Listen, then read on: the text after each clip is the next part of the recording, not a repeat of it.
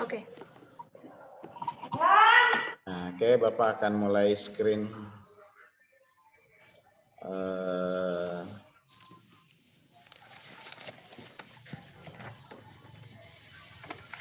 Oke.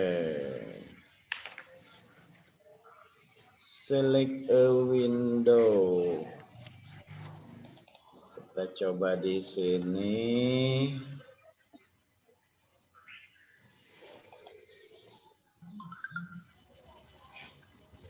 Nah, ini Bapak buka slide-nya. Oke, selamat datang Helwinta.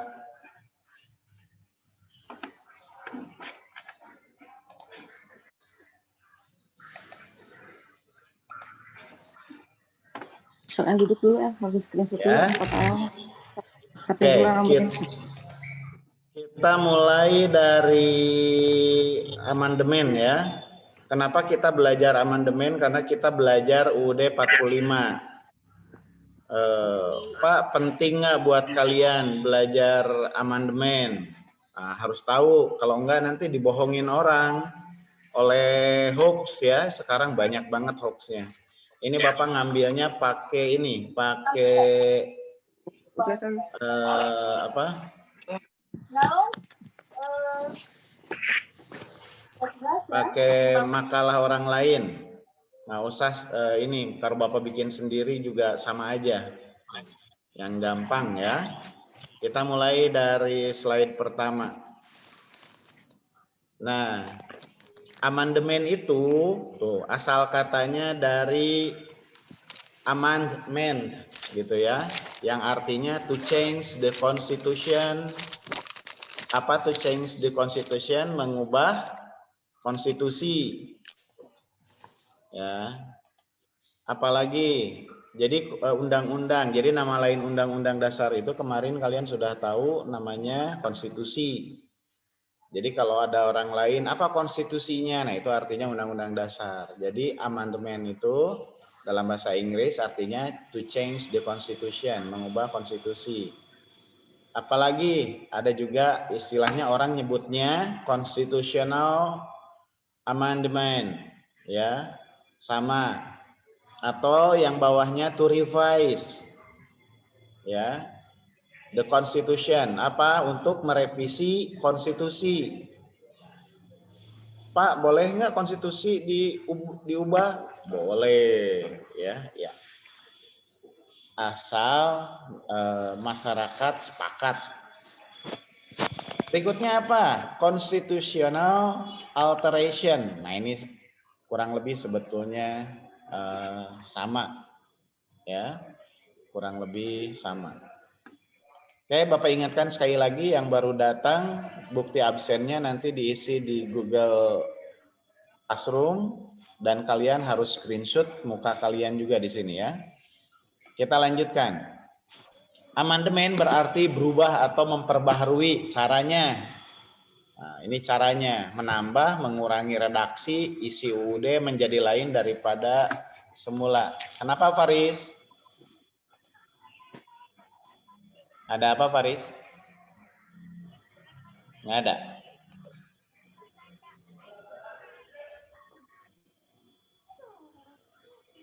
Jadi terus bisa mengubah redaksi. Contoh mengubah redaksi itu ya.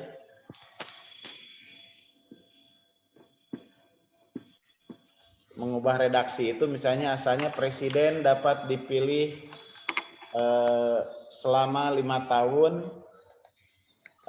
Masa jabatan presiden adalah 5 tahun dan dapat dipilih kembali. Itu dulu. Sekarang 5 tahun hanya dapat dipilih untuk 1 periode berikutnya. Jadi diubah, ya, diubah ininya, diperbaharui.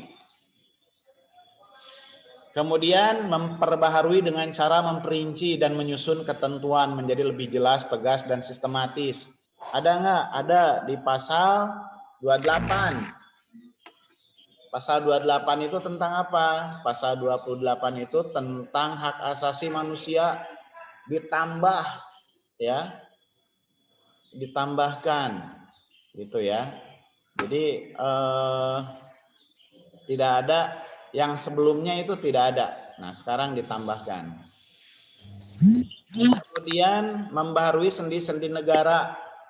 Nah, kenapa ini kok ditambahkan sendi-sendi bernegara? Misalnya dulu tidak ada lembaga apa, sekarang menjadi ada, ditambahkan. Misalnya dulu tidak ada Mahkamah Konstitusi, ya, sekarang ada Mahkamah Konstitusi. Nah, ini contoh-contohnya ya. Jadi ditambahkan tuh sendi-sendi bernegaranya, institusinya. Apalagi dulu tidak ada komisi yudisial, sekarang ada. Nah, ini contoh-contohnya ya. Kemudian amandemen adalah satu prosedur untuk menyempurnakan terhadap Undang-Undang Dasar. Karena dulu pada waktu memang kalian waktu kelas 7, kalau kalian masih ingat, Undang-Undang Dasar itu dibuat dadakan gitu kan. Menjelang ya pada saat Jepang menyuruh membuat BPUPKI sekalian gitu. Jadi situasinya pada saat itu beda dengan sekarang. Nah, untuk menyempurnakannya kita sudah melaksanakan amandemen. Oke, kita lanjut. Ide amandemen. Apa waktu tahun 2000 itu kita melakukan amandemen setelah reformasi, diantaranya adalah karena adanya kesenjangan antara Orde Lama dan Orde Baru. Waktu dibuat orang menyebutnya Orde Lama. Setelah Presiden Soekarno digantikan oleh Presiden Soeharto, itu disebutnya Orde Baru. Nah, ini ada beda ternyata cara menafsirkan Undang-Undang Dasarnya. Nah, pada saat itu, pada saat Ketua MPR-nya Amin Rais, ya, pada saat Ketua MPR-nya Amin Rais, digulirkan ide amandemen, termasuk yang asalnya Indonesia itu sistemnya itu sentralisasi menjadi desentralisasi atau otonomi daerah. Fiona, suara Bapak kedengeran nggak? Dengeran. Oke, sip. Takutnya nggak kedengeran. Berapa menit namanya, Pak? 40. Nah, jika udah mulai rasain, saya kesini ya. Oke, siap. Kemudian ini disesuaikan juga dengan tuntutan zaman. Oh, sekarang udah canggih banget, sudah ada internet, sudah ada apa segala macam. Ya. Bisnis undang-undang perdagangan sebelumnya dulu belum ada online, sekarang sudah ada online. Ojek juga sudah ada online. Perlu dibuatkan undang-undangnya. Dulu undang-undang angkutan umum nggak mencantumkan ojek online, nggak mencantumkan misalnya taksi online. Nah, sekarang harus dicantumkan.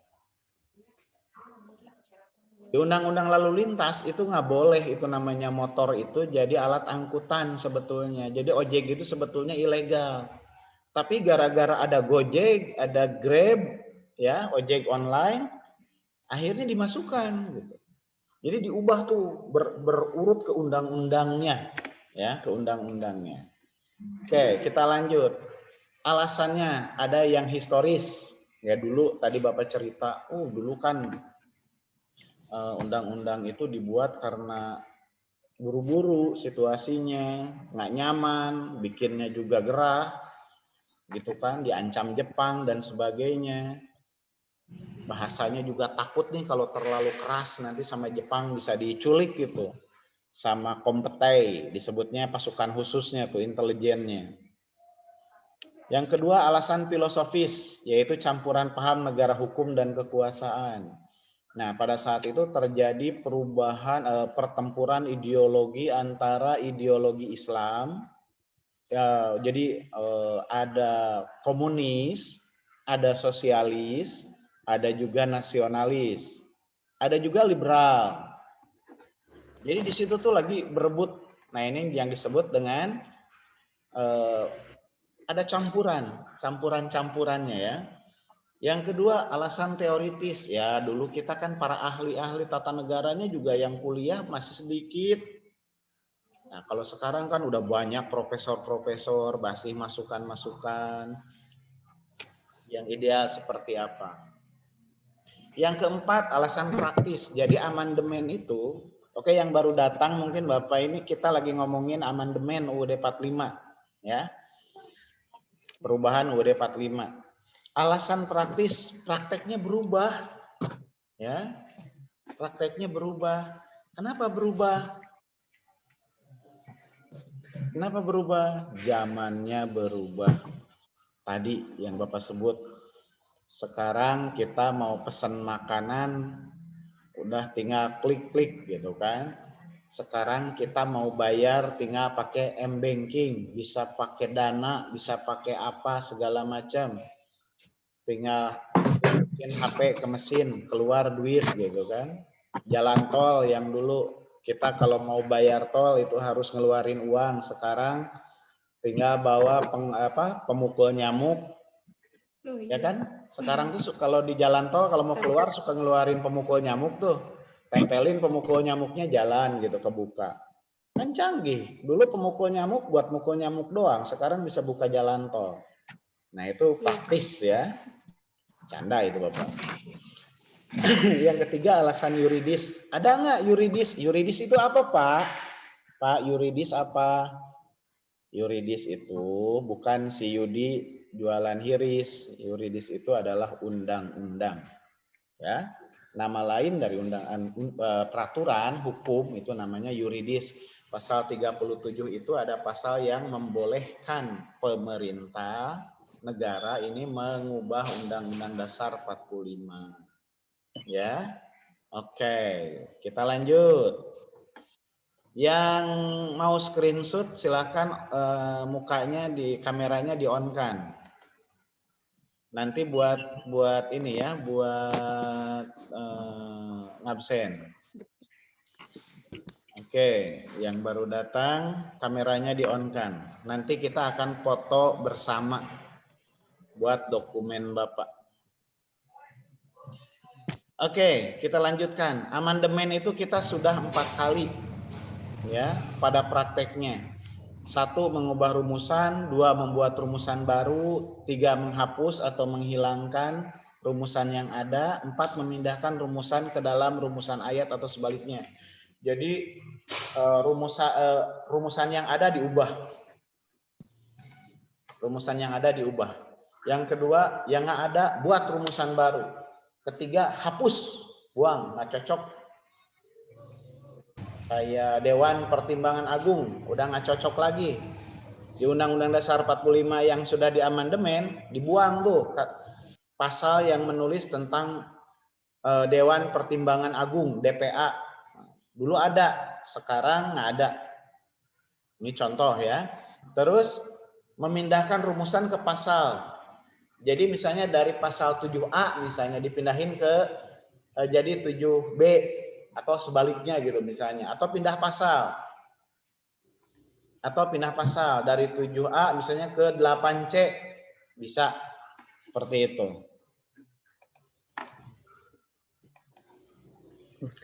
Berikutnya amandemen UUD 45 yang pertama.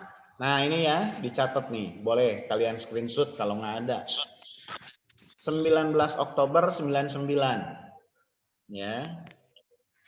Yang pertama itu amandemen yang pertama. Yang kedua, amandemen kedua itu 18 Agustus tahun 2000.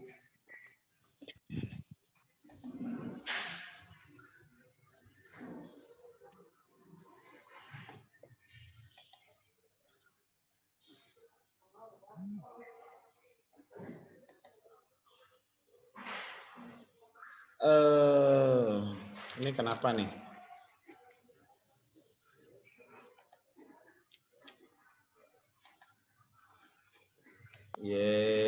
Bentar. Bentar nih, error. Sekarang jam 7.54, masih ada 10 menit lagi. Error.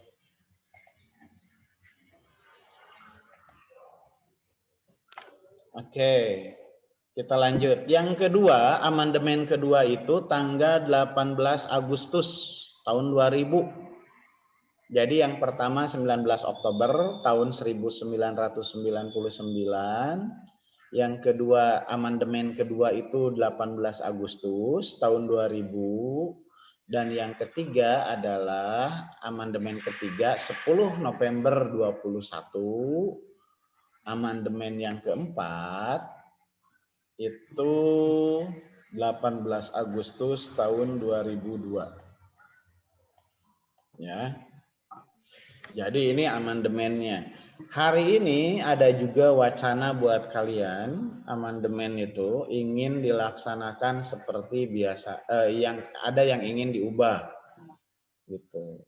Tapi dalam kesepakatan negara ada yang tidak bisa diubah, ya. Dalam kesepakatan bernegara kita, apa yang tidak bisa diubah dan tidak boleh diubah? Yang pertama, pembukaan Undang-Undang Dasar Negara Republik Indonesia. Nah, itu nggak boleh tuh. Ya, jadi pembukaan itu tidak boleh. Pembukaan Undang-Undang Dasar 45 itu tidak boleh dilaksanakan. Apalagi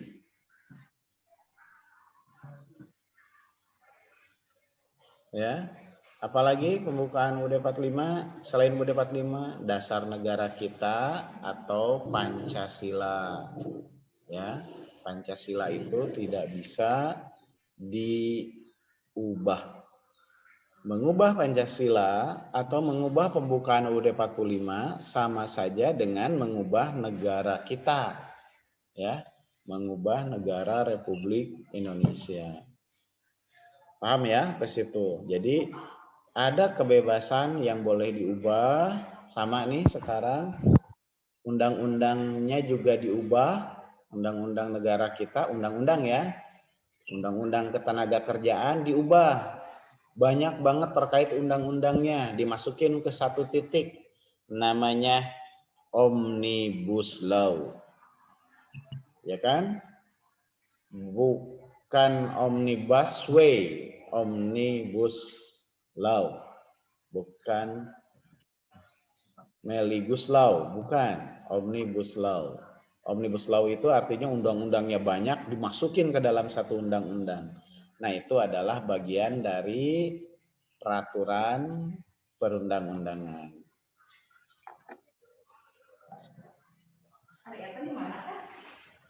Alajem di mana? Di Luhur. Di Luhur. Kan berarti tidaknya saya pakai Zoom, saya dipakai Zoom. Oh, ternyata besok. Si Arif dia ada si Bapak. Anjing jam 8.30. Ayeuna maksudnya. Ini si Arif dia keselin. Oh iya, Safira, maaf nih. Bapak pakai PowerPoint. Iya, Pak. Maaf ya. Oke, yang lain nulis absen dulu di sini. Nama sama kelas ya. Kok Nayaka sih, maaf. Kelas berapa ini? 8 HI. Nama dan kelas. Oke. Oke, terima kasih. Kalau ada pertanyaan nanti boleh di WA. Kirim di grup WA aja. Nah, kita akan foto sesi ya terlebih dahulu. Jadi kita akan foto sesi untuk bukti Bapak. Jadi kalian Bapak minta untuk di-on-kan, Bapak akan rekam. Ya. Nah, Bapak akan rekam, jadi tolong tidak ada yang off. Nah. Emang hari ya semapel satu mapel. Ujung tuh. Katanya sih begitu. Kata Betty ada ya udah. Hari mau pakai eta kumaha? Masukin pakai PowerPoint-nya. Foto dulu. Cus, bentar ya. Rian, kenapa ditutup? Itu si Azhar tutup. Siapa nih? LM siapa? LM. 1, 2, 3. Sebentar ya.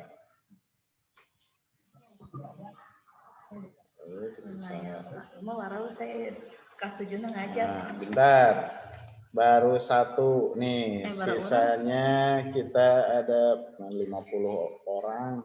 Lemari ke Fahmi, on kan kameranya. Nabila, Rifki, Muhammad Fahmi.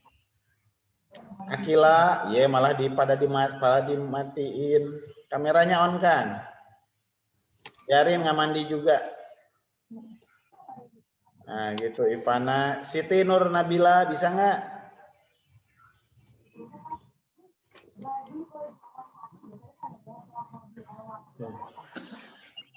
Oke, sampai ketemu lagi minggu yang akan datang, ya. Sampai ketemu lagi minggu yang akan datang, kita akan jumpa lagi. Setelah ini nanti kalian boleh mengisi Google Classroom-nya nanti setelah semuanya Zoom. Jadi ada tambahan review, tolong screenshot-nya dilampirkan, Bapak sengaja buat tambahan nilai kalian yang ikut Zoom. Karena hari ini tidak ada alasan nggak ada kuota. Karena kuotanya udah dikasih kementerian 30 GB buat Zoom. Oke? Terima kasih ya. Sampai ketemu lagi. Sehat selalu. Ingat pesan Ibu, pakai masker, jaga jarak, cuci tangan, dan jagalah hati. Assalamualaikum warahmatullahi wabarakatuh.